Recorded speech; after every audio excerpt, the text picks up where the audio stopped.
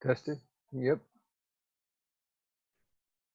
Okay, I wanted to share my dashboard and a couple Ironpython scripts that I've written to customize my dashboard.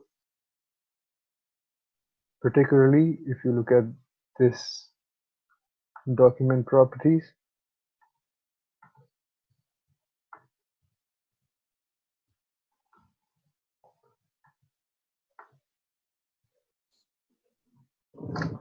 This list box has player names, and if you go to script here, you can execute the script each time one of these player values change. And I have copied this script over here. You don't have to run it here, but it's right here. This is it. This part could be neglected.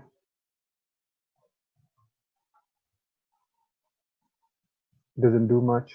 This marking, the script is for marking, and this marking gets overridden over here. That was just in the testing phase. I was trying to make sure it's working properly. But this is the crux. This is the crux of this algorithm right here. The data value cursor. This comes from the data namespace. This is trivial things but important things. Index set, row selection, right? There are some trivial methods, but if you don't know about them, you don't know about them. So anyways, what I've made this Ironpython script for is that each time I click on one of these, changes the marking. Both these visualizations, this data table and the scatter plot, are sharing the same marking. And this is sorted. That's why this top row is always the player that's selected, sorted. And this column only has values. This column and this column, they correspond to these two bar charts. They only have values if this player is selected. They're calculated columns. That's the way they've been set up. And then another data property. There's a couple more Ironpython scripts. I turn off all the legends, basic stuff. Changing font. Now that I can use data property, an easy add-on would be that I only have two fonts over here. They toggle between small and large. What I can do is I can have a little drop-down box here that allows me to select the font size. So that's straightforward. If I can incorporate document properties in my scripts, that allows me to do that. That's another thing, right? That took me some time to it takes exposure. You have to see enough examples, and once you see them,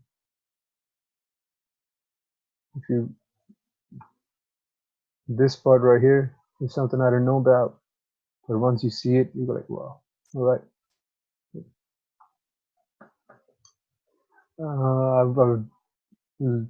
I would easily like to go into this if somebody's interested,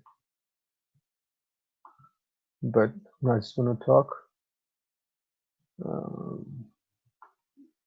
And then I wanted to show another one. So this is where I kind of want to show how I'm limited as far as what kind of scripts I come across. Right. What's going on here is this data table, the underlying data table has teams and players on each team and their statistics. And you're categorizing these players into categories. Right here, you have 4 tiers of players: top performance and the lowest performance. These are the second to the last. These are the second tier. These are the first tier players. So I have been able to write this script. This is another script. I can show you over there, but it's more clear over here. So this each time I am pressing the action button, it's using this if statement to see what the name of the script is. I mean, the name of the visualization is. And if it's this, if this is the name, it changes it to this visualization. And it changes it to this, it changes the, the name of the visualization, and it changes the whole shebang. Kind of things it's doing. And this is the important part here, is the marker by axis. That's what allows it to toggle between position and player name, right? And when it's at the player name level, it's here. So what I was trying to figure out by looking at the API, but I have not been able to, and I'm going to have to just keep on looking at examples. That's where my limitations come when I look at these kind of things. I believe this is what I'm supposed to be. This is what let me show you what I'm trying to accomplish here with this label column first. So with this, when you toggle here, you select a player, and it labels the player by name, which is appropriate when it's when the marker the marker is set by player name, right? But when it's this is players, individual players. This is players bunched in positions. This is taking the average of all the players that are in the top performance and that play the center position. Similarly, this is all the players that are first base and solid hitter, which is second tier performance. So this shouldn't be saying Julio Franco. This should be saying first baseman. That's the only thing that makes sense. Julio Franco does not make sense. What I could do here to solve this problem is simply go here. I could change this to position. That remains that way. What is the position here? Position. Label first. I believe that's for first name, but first name is only one. Okay, so now when we go even here, still gonna give you position. There we go. When we go here, it's gonna still give you position. It's fine, but for completeness, I should be able to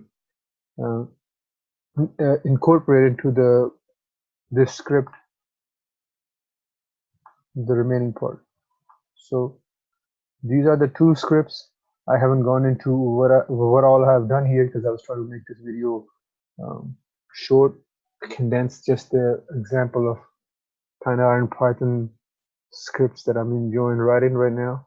I haven't even gone into what exactly is happening in this dashboard, but I'll leave it at that, make it nice and small. So leave it brief for now.